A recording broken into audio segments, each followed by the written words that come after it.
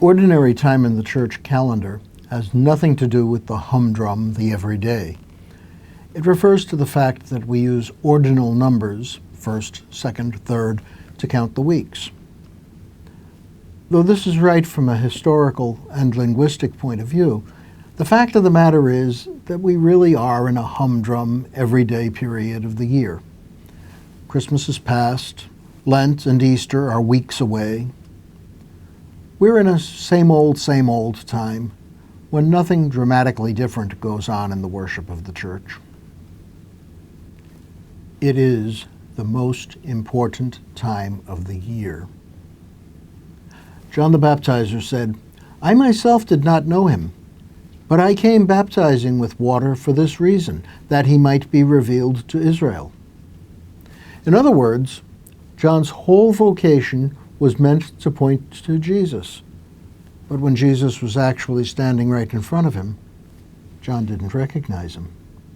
It took a vision of the Spirit descending from heaven like a dove to make John see what was before his eyes. How can he have missed what was the most important to him? The answer might be ordinary time.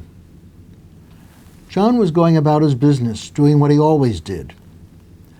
Granted, standing at the Jordan River, wearing camel skins, eating locusts, preaching and baptizing, might not be our idea of ordinary, but they were the ordinary things of John's life. The day Jesus came to him to be baptized was a day like any other day. When Jesus showed up, he was just one more of the people who came to John. John might have been tired, distracted, or bored.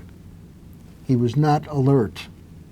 So, John baptized Jesus as he had baptized many others.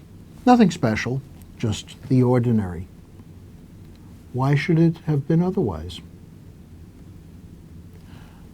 We fall into a routine and even resent anything that might upset the patterns of our lives. We like each day to be pretty much as the day before.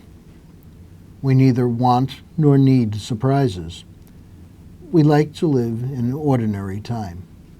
We like it so much that even if something out of the ordinary were to occur, we might not notice it.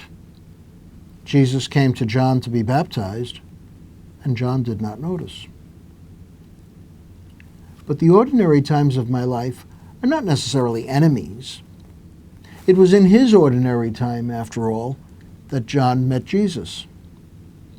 It's in ordinary time, in the day-to-day of my life, that I too encounter Jesus. That is the reason ordinary time is the most important time of the year. The Christian life is not about doing good deeds, or conducting beautiful ceremonies, or saying fervent prayers, or preaching the gospel, or thinking profound thoughts. It is about growing in love of God through Jesus Christ. All the rest comes along with that as aids to that end and results of it. In the Incarnation, God has come among us in order that we might have that relationship. That coming was not in drama or in power. It was in the life of a carpenter who walked the roads with fishermen, an ordinary man with ordinary people in an ordinary time. That is when and where we too can meet him. My day-to-day life is the place where Jesus is. Spirituality is not so much a matter of prayer as of awareness, about sensitivity in ordinary time to the ordinary events and people around me. Christ is there among them as he was among the events and peoples of Israel 2,000 years ago. Prayer can and should help me become more able to see God at work in my ordinary time, lest, like John, I miss seeing Christ as he stands in front of me in the people and events of my life. And so, the ordinary is, in reality, the extraordinary. There are no ordinary times. There are no ordinary places. There are no ordinary events. There are no ordinary people. There are no ordinary lives, not even my own. Christ the Lord is in them all, calling us, encouraging us, and enabling us to know, love, and serve God.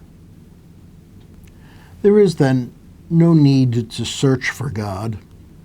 Rather, as the Jewish theologian Abraham Heschel has said, God is in search of us. God saves me the trouble of the search by coming into my life, into my world.